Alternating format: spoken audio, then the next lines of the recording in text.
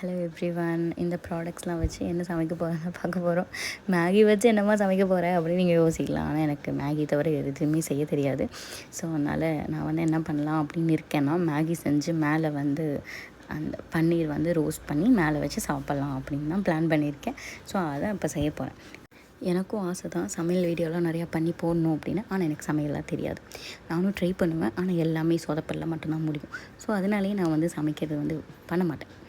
அதனால் சரி ஓகே, எனக்கு ரொம்ப க்ரேவிங்ஸாக இருந்துச்சு. சரி ஓகே நம்ம சமைச்சு பார்ப்போம், நூடுல்ஸ் தானே, மேகி தானே செஞ்சு பார்ப்போம் அப்படின்னு. ஆனால் என்னன்னா இந்த மேகி மட்டும் கடையில் சாப்பிடும்போது வேறு மாதிரி இருக்குது, நம்ம வீட்டில் செய்யும்போது வேறு மாதிரி இருக்குது. என்ன தான் ட்ரை பண்ணாலும் வரமாட்டேங்குது.